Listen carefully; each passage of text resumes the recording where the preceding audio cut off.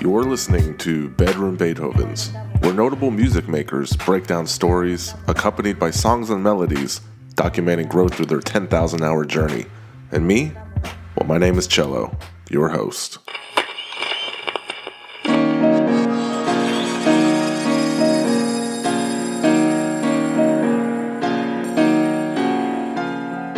I am a bedroom Beethoven. Hey, episode 92 of the podcast is here. Let's party.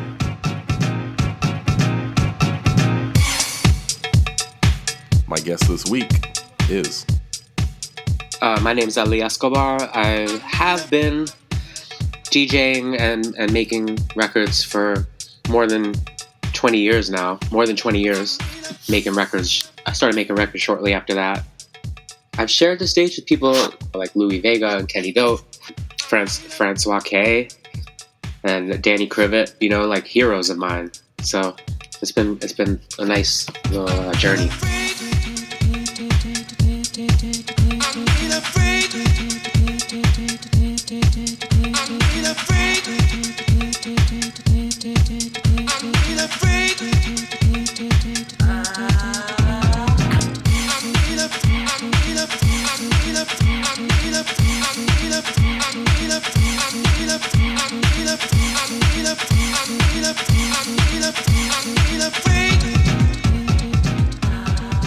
Whether it's Ellie's subjective vision of the future or his interpretation of what's going down right now, either way we need to pay attention.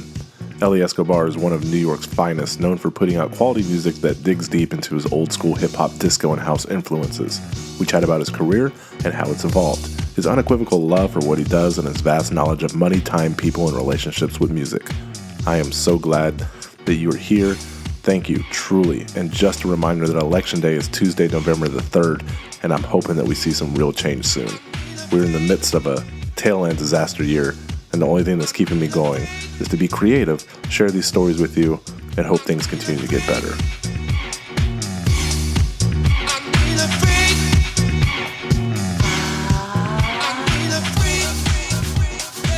I'm not going to bog you down with call to actions, but please visit patreon.com/Bedroom Beethoven so you can continue to support the team that gives you this podcast.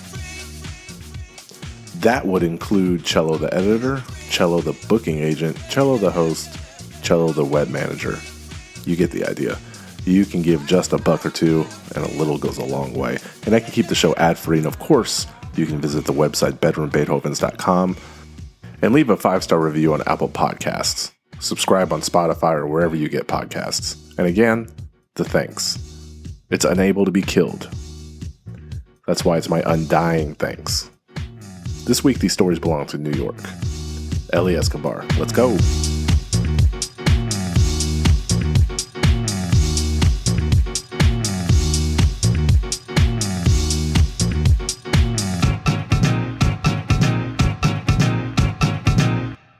Came a long way from the DJ El Rocky days. Yeah, man. Well, I chased you down to be here on the podcast. I really did, because I think world-renowned DJs are music journalists, and they don't even know it. Not only do you have a vast knowledge of music, but you have strong opinions. And I wanted to test that theory. Okay. Don't hang up on me, okay? But No.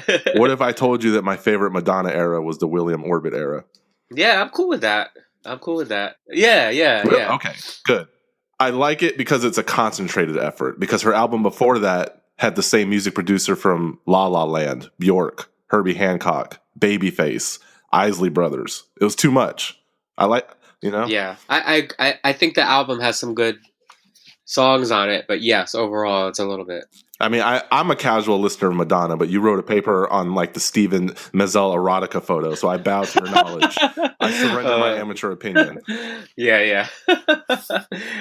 Wow, you did your homework. Oh yeah. I mean, would you say that without erotica there would have been like no Velvet Rope? Maybe. I mean, I feel like Janet started to explore her sexuality late in the Rhythm Nation singles run when she came out with Love Will Never Do Without You video, which I think was directed by Herb Ritz. All of a sudden, she seemed very comfortable being sexual in a more traditional way. Because I would argue that the Pleasure Principle is like Janet at her sexiest, even though she was tough and she was wearing, jeans and a t-shirt. But I think she started to explore sexuality in a more, what we think of as like a more traditional feminine version of sexuality towards the end of Rhythm Nation and then with the Janet album. But then the Velvet Rope was like, sometimes I almost felt like it was even a little forced, even though I love that album. I felt like she was really like pushing that sexuality to a point where it was like, okay, we get it. You're letting us know that you like sex. Like she covered the Rod Stewart song "Tonight's the Night," but like didn't change the he or she point of view, I guess. So it sort of came across as like a lesbian's. I don't know. I felt like she was definitely trying to stir the pot. So so remember that feeling you had, like, what are we talking about here, 30 years ago, about how excited you were for music and where it could go and how it sounded. Do you think in 2020 a young kid can still get excited about the innovation of music, or have we kind of hit a plateau in terms of people taking chances, new sounds, experimentation? I don't think that that's something somebody my age can answer. And I'll tell you, like, from my point of view, I can remember. I always bring this example up a lot when I'm talking to my friends because I remember it so well. I remember like a Thanksgiving, me and my cousins were like in the back of my grandma's house watching UMTV Raps, and I remember my uncle coming in and saying something like, "Oh, that's just James Brown."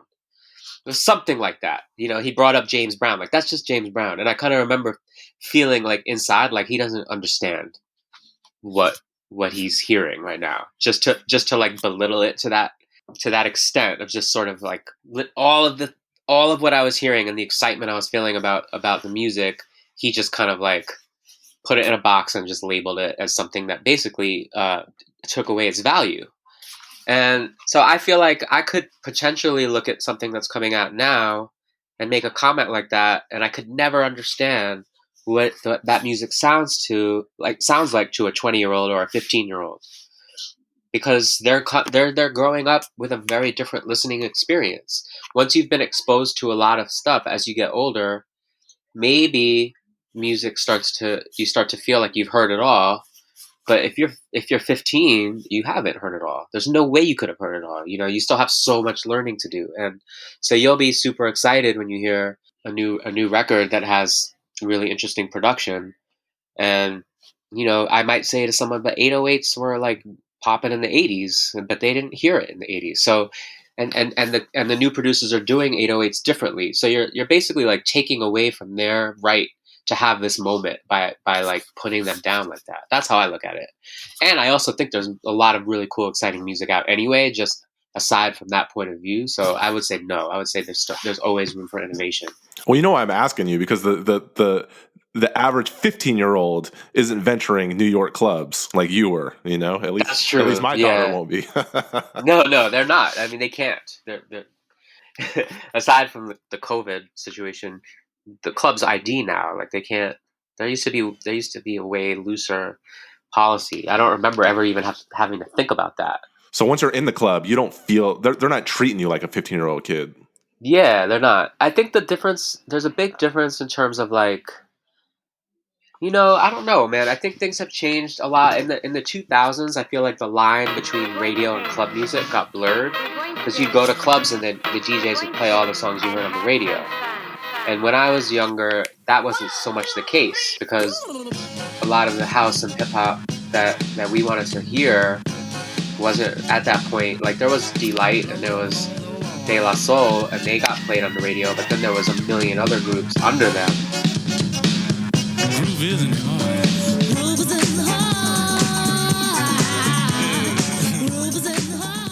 They weren't really getting played on the radio except the mix shows. So you kind of like, I think we used to call stuff club music because that's the only place you could hear it. And then in the 2000s, I think it kind of got blurred here in New York at least. But now I think it's definitely back there. There's so much music you're only going to hear if you go out to a club in Brooklyn, or you maybe go on Bandcamp and you start exploring, but you're not going to get it anywhere on the radio or whatever. But then again, I'm not like sure how many kids even listen to the radio. I think kids like to listen to YouTube and stuff. So I don't know. Yeah, like if I grow up in a suburb in Kentucky, I'm not going to have someone like Bobito in my building. For someone like yourself, that's a good person to have in your back pocket. It's true and it's not true. I'm very grateful for my experience growing up in New York, and I'm glad I grew up in New York.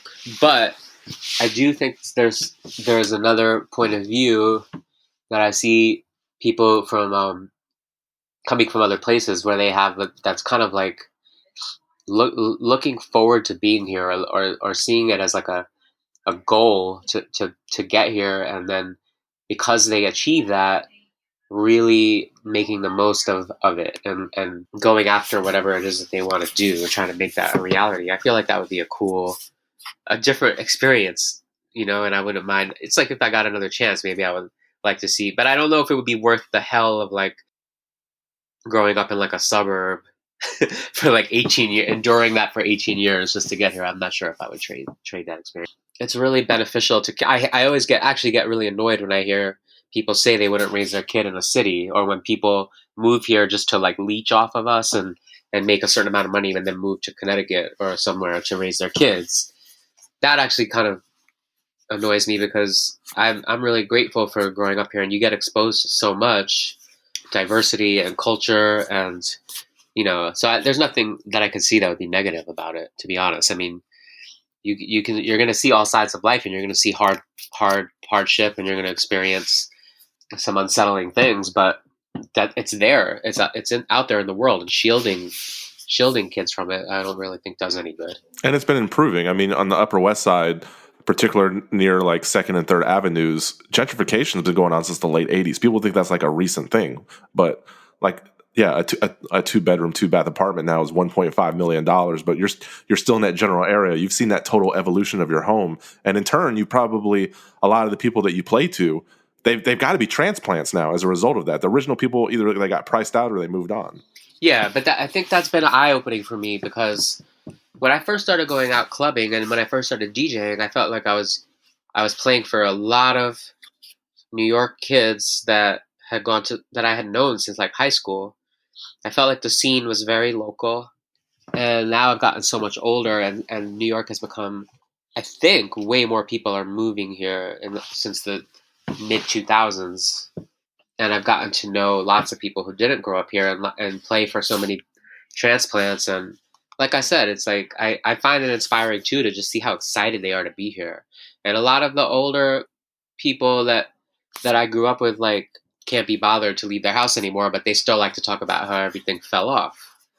And you know what? Sometimes I'd rather be around the young people who are out there like making the scene exciting than the older people who just want to complain and never leave their house. So when I talk about, I guess, bugged out disco records coming out of the New York scene in the '80s, what comes to mind? Like Go Bang by Dinosaur, L.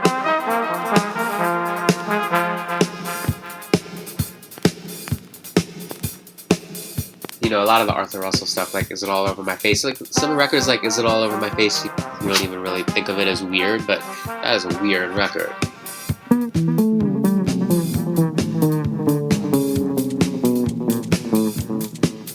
And especially if you compare it to sort of like a record like You're the One for Me by D-Train, that's a little bit more of a traditional R&B record. Both of them are amazing, but yeah, the weird left field stuff, I would say, would be like the Arthur Russell stuff, and yeah, like that whole crew were so cool. I love like the whole Kid Creole and Dr. Buzzard stuff was really cool. Everything on Z Records, Yeah, I like songs called, Tropical Hot Dog Nights. I like musicians where their main instrument was the vibraphone. You don't get that nowadays. Yeah, that's true. Yep. Yeah. You remember they had a movie with Salma Hayek in the '90s called 54. It was based off Studio 54, and Cody Mundy was actually a consultant on that film. So, oh really? Yeah. So on paper you'd read, this is a film about a man who leaves behind his small town life in New Jersey and comes to New York City to be part of the hip scene. But someone like Ryan Phillippe from Delaware or Salma Hayek who grew up in Mexico, they don't know anything about that. So that's an experience where if someone like you who watched it, you'd be like, that BS didn't happen, or that scene's ridiculous, or no, it didn't happen that way. But so they have to get, artists from Spanish Harlem to consult on the film to make it more authentic. So I thought that was really cool. Right. Yeah. I've never seen that movie. Is it good? I've never seen it either. I kind of just got the feeling it wasn't good. Well, it took me until doing this podcast where like I really finally understood, like, I'll have a DJ come on and I realize that they're renowned to DJing, but they haven't produced any records. So then I asked myself, do DJs only produce records so they can get popular? Is Marshmello or DJ Khaled or Calvin Harris, are they respected by guys like you? And I don't think people realize, like, if I was a wealthy man and my daughter's 14th birthday was happening and I booked DJ Khaled to do a set, in reality, it would be incredibly boring. Because like a good comedian has to hit the clubs and perform every day, so does a DJ. Yeah, I think those guys, the way it is now with streaming and stuff, I think the only way they can make a lot of money is by DJing. So I think what's happened is it's gone the other way around. It's like guys make records, and then the only real way they can tour to support them is doing DJ sets, or they get booked for DJ sets, being like, "Whoa, I never even planned on being a DJ." I think that's what happened with that guy Avicii. I could be wrong. I don't really know that much about this stuff, but I think he kind of was like made a guy who was into making records. The records got huge, and he just got started getting booked to DJ sets. So he kind of figured it out really quick, how to throw together a set, and then went on tour. Yeah. So I think it's the other way around. That might be true, because the way I look at it is maybe because I literally just got done talking to Twilight Tone, and we were talking about Lot Radio, and the reason why he's so good is he DJs and he produces. So even though he works with the Gorillaz and Kanye West, I think he really does put in those hours DJing, and I think it shows. Yeah, he's a DJ too. Yeah. I mean, I think there's a whole grip of people who do both. There's a whole group of people who only DJ, and that's good.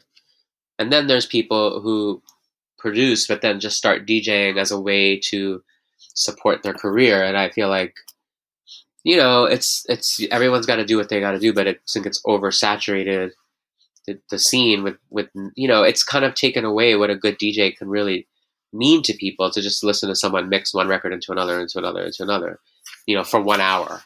And I feel like people, it's weird in the house and techno scene, a lot of artists are critical of DJs who don't produce, and I'm kind of like, well, they're not under any obligation to produce. You know what I mean? Like, nobody really, like, this is not a diss to Kid Capri, because I actually kind of like some of his beats, but mostly we cared about Kid Capri because of his mixtapes.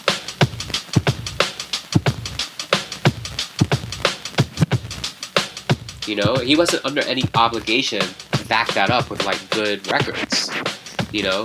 But Red Alert never produced a record, as far as I know, and no one cared. So I find it strange that there's this criticism in the dance music world right now of like, oh, they're just a DJ, they don't make records. Like, that's not gonna fly. It's strange. It's strange. I'd rather hear somebody who's a really good DJ and never made a record in their life than someone who made lots of good records but can't really DJ.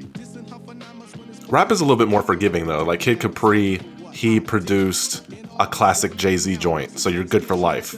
He's always going to get that pass. But he had already, by 1990, he was the best DJ in New York, or maybe the world. And that Jay-Z record came out like way after that. So, I think, hip hop's different. You don't have to produce the DJ to be a.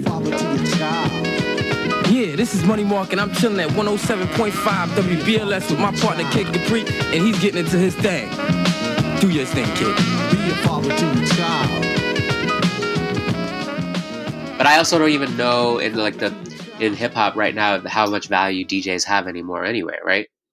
Yeah, I always bring the 10,000 hour formula into these conversations. You 10 years, 5 nights a week, 6 hours every night. You do the math, Ellie, that's over 15,000 hours. So it gets to a point where you don't need to go that hard anymore. You're there. You're at the top of the mountain, right? Right. Yeah. So, I mean, your output can be less unless you really love doing 6 hours a night. But I'm sure your wife and kid need you at that point. Yeah. No, I do. I do still love. I'd rather DJ 6 hours a night than anything. It's still my preferred way of doing things. you Yeah, know, Twilight Tone told me that he doesn't even get warmed up until like an hour or two in. So yeah. Sometimes for me, it can be even 3 hours in. It's I don't really, wow. yeah, I don't think those quick sets do me justice at all. Well, 10 years ago, FatBeats closed its doors, and at that point, they could have called on just about anyone to be there. I loved that you were there, and it was not only that; it was the final date. So you had DJ Eclipse, you had A-Track, Just Blaze came out right after you, Pete Rock. At that point, did you know everyone pretty well, or were there some people that you were just meeting for the first time? Like maybe there were some potential collaborations being talked about. I was really honored that E asked me to do that because I never really made a name for myself as a hip hop DJ. I was very active in downtown New York in the late '90s and early 2000s, as I have, and as I've stayed active in New York my entire career. But in those days, the parties I was doing were mostly hip hop, R&B, and dancehall. Eventually become a DJ who could throw my own parties and play more of an eclectic mix. But at the time, that was just my grind. And I worked at FatBeats for a really short amount of time. But I think Eclipse, I guess by the time when they closed, what year did they close? Do you remember? They closed when you performed, right? 2010. It's 2010. So maybe Yeah. by 2010, I had started to make a name for myself in the dance music world. But I was surprised that Eclipse would ask me to do that because I don't really feel like the people in the store really necessarily knew who I was. It might not be that. I just think if people know you, they appreciate the eclectic taste you had. Like on Monday, you can listen to a Sinead O'Connor record, and then on Tuesday, you would take the Metro after school and pick up Illmatic the day it comes out. There's not too many people that young with that kind of a pedigree and taste. Right. I was always kind of like that. And I actually thought I used to get in trouble at FatBeats for playing disco records. like if Eclipse would be like, all right, guys, I'm going to step out. He would leave and I'd be like, all right, he's gone. And I'd start playing disco records. Then he'd pop back in and be like, yo, I forgot to tell you. And he'd be like, Ellie, what are you doing? Like, I would totally get in trouble. But in any event, that day was so special. And I was really proud that he asked me to play a set. And I really loved, like, the records I played were kind of, I don't know, just like curveball records, but everybody was like, every time I would throw on a new record, people would just go crazy. So it let me know that the people that I was playing for were so, like, they were such huge hip hop lovers. At Bob's store, people like Pete Rock and Premier and Lord Finesse would come in to dig for records. So for me being like right out of school, that was like incredible. And so, yeah, I got friendly with all those people. I'm like, at least if they would see me, they would say, what's up? On that level. So yeah, playing, and then me and A-Track been down since like when he was little and he came to New York for the first time. So yeah, it was from that side of things, it's cool. Like I know all those guys and I've played a lot of parties with them and stuff, but more for like the crowd at FatBeats, I felt a little bit like, how are they going to receive me? Like, they don't know who I am. I'm in the middle of between Just Blaze and A-Track, like it was kind of crazy, but it went over really well. It was a nice day. Hey, it beats construction work, Yeah. Now, so you talked about working at Bobito store for a little bit. Was that directly related to you, like networking your way to produce Namesake? Like now your name is on a record that Slick Rick is on. That's another surreal moment where you're 10 years old listening to something, and I'm talking about the Juggernauts. Oh, okay, yeah. And he's on their album, right? He is. I know it's loose, but you can still say, "Hey, I'm on a record that Slick Rick's on." Totally. And hey, Brand Nubian's on there. Madlib's brother's on there. That's a good point. I never even thought about that. So you're saying, that. I thought it was crazy because like when you're 10 and you're listening to like Slick Rick and it's an album that you consider revolutionary, and now you're sharing credits with him on a project. There was a few things that I remember, like the Black Star album. They like my name is in the shout outs. That was like one of those things like, whoa, when I get older, I hope I'm cool enough to get my name in the shout outs in the album credits, like something like that. Those are like the like nerdy things that I aspired to and like actually got achieved, so that kind of stuff actually made me the happiest. Like I felt like when I got my name in the shout outs of the Black Star album, like I had made it, Yeah. And like in the mid 2000s, like your I mean, you're making music with like Diplo. I mean, you played a show with Stretch Armstrong and A-Track and Steve Aoki. And I think even if I mentioned Pillowface and his Airplane Chronicles, nobody knows what I'm talking about. But now they're Grammy Award winners. I think Steve Aoki has a Funko Pop after him. There's Netflix docs. I definitely don't know what you're talking about either. Yeah, that was like his very early work. But now, okay. people are gonna be like, "Oh, that's the guy that jumps really high and smashes cake in people's face and has Travis Scott guest appearances." Right. DJ AM's no longer even with us, so it's crazy how that timeline even moves. And I feel like unless COVID lifts and it's Coachella, you guys might never be in the same room again, commercially speaking. I've always just kind of done whatever I felt like doing, and I feel like, whoever is going to be in the room with me, then and it works somehow, like that's cool. I don't really like set myself any limits as far as like who I'll DJ with or whatever, or what scene I'll be part of. It's just like as long as it works, like because I've always just kind of stayed true to myself as far as what I want to play, And I think everybody.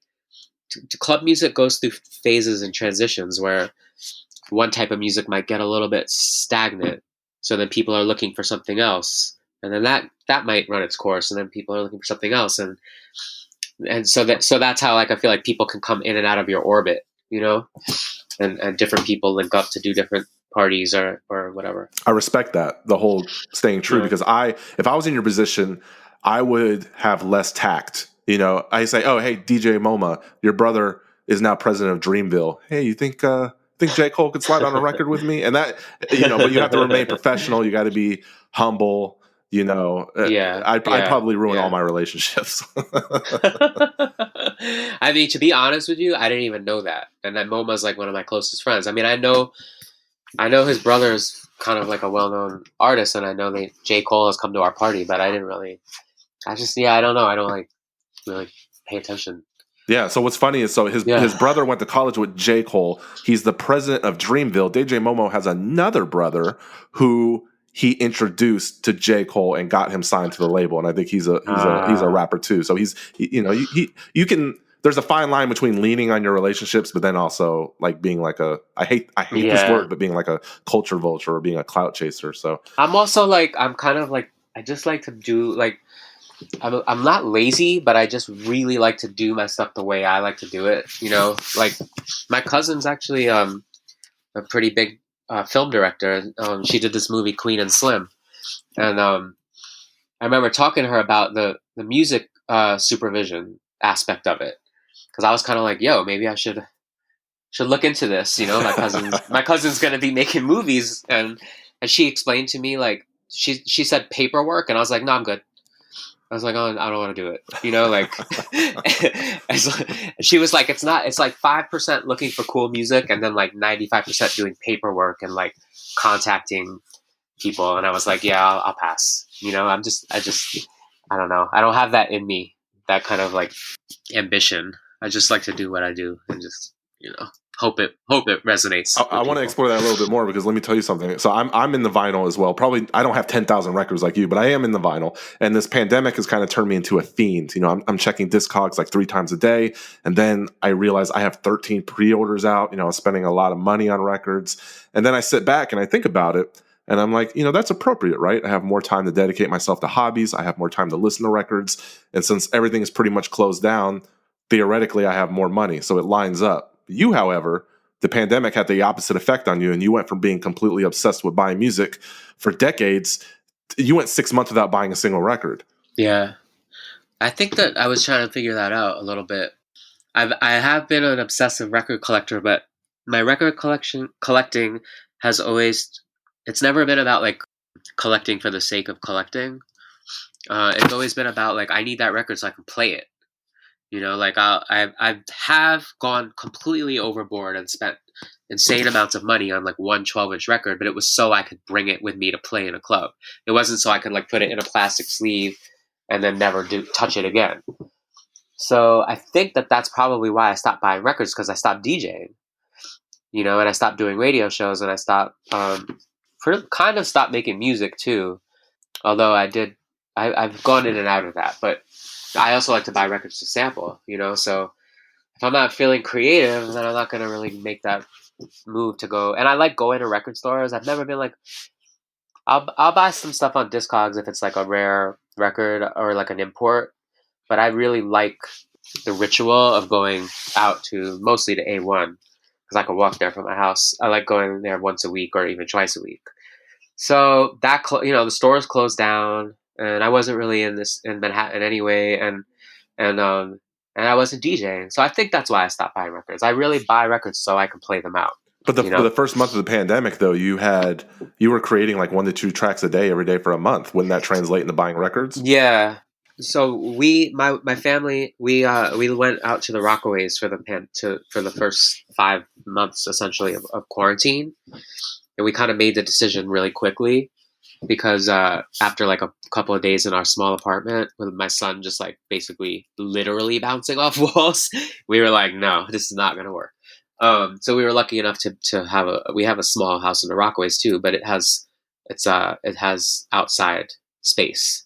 Once we made that decision, I stayed up for like 2 nights straight just sampling mad records so that I could go up there with an arsenal of samples to chop up and work with and make music with. So I kind of did it all in like 2 nights, and then I worked a lot up there with using what I had already sampled. So I didn't really need to go buy anything. So you told me that when you dig, it's only for like the purpose to spin. So if you're digging for records and you come across, oh, Linda Carter made an album, are you gonna buy it?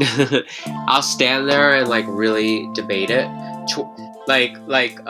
Definitely 20 years ago, it would be in my bag without a second thought. So you reach for your makeup in your pocketbook to put on a new face. But I've had to kind of curb that appetite a little bit because now I've got records at my mom's house uptown. I've got records in a storage room in Soho.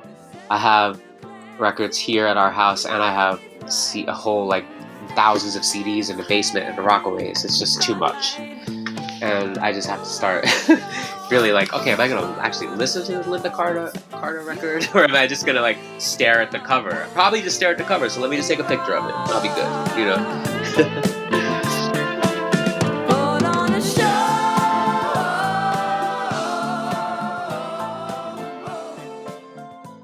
Well, I got to ask because I do care about your mental health, and as someone who's traveled the world for 20, 25 years, venue after venue, you kind of find yourself probably the longest stretch of time where you've stood still. And I know you're playing a few rooftops here and there, but international travel is kind of out of the picture. And I bet you when you released last summer, that title kind of was the last summer, you know? Yeah. I saw you playing around with, the thought of getting a day job. And I hope you were kidding. It probably hasn't gotten to that point yet, but maybe the younger DJs were twiddling their thumb waiting for COVID to lift. Yeah. But I think people like you are smart enough to be like, oh, well, I do need a pivot. I feel like people of your caliber are kind of better equipped for situations like this. Yeah, dude, I gotta tell you, I have no idea.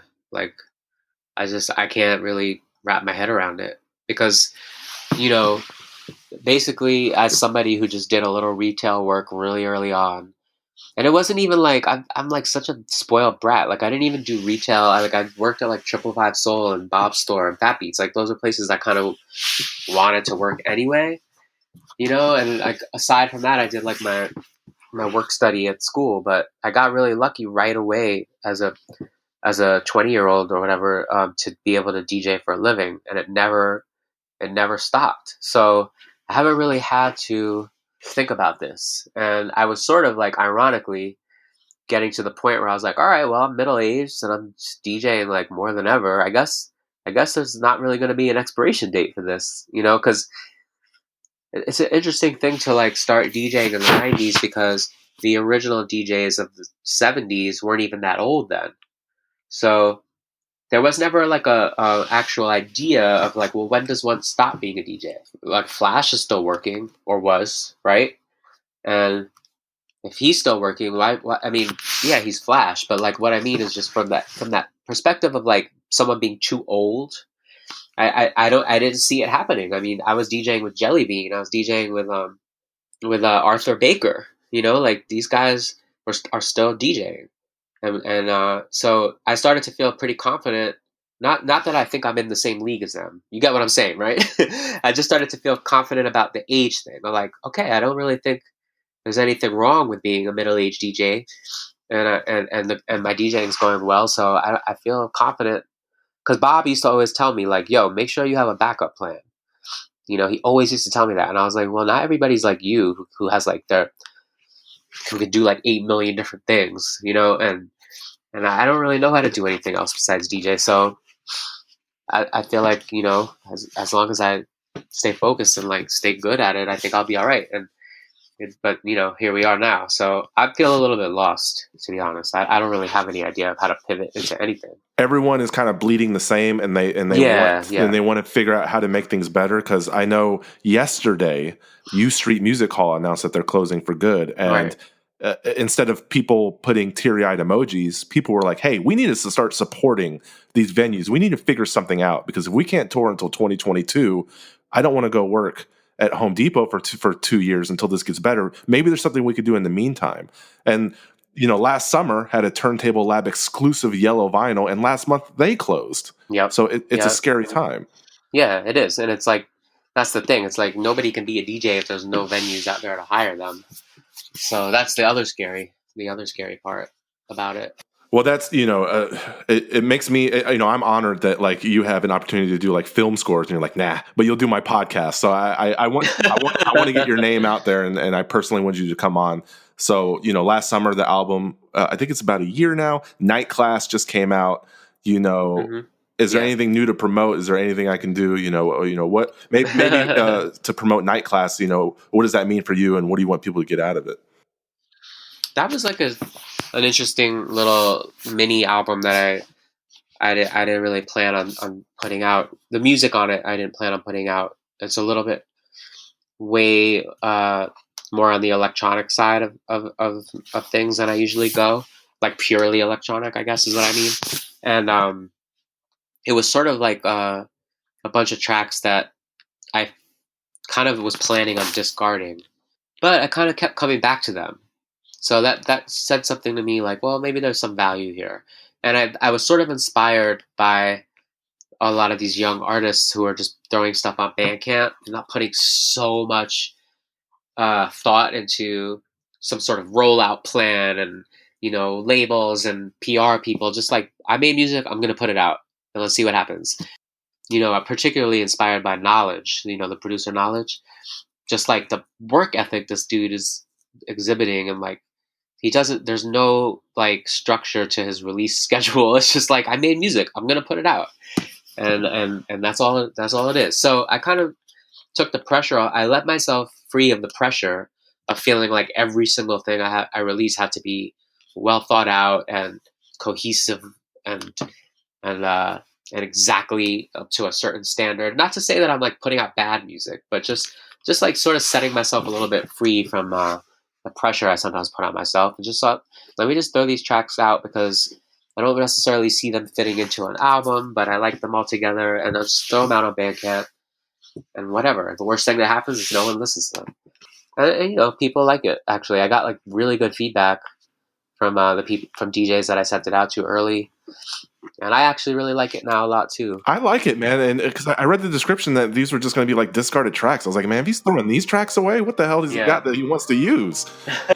You know, I got my fingers crossed for you. Hell for us, and you know, that's a wrap. I appreciate you being here, and I pray that you never have a day job ever again.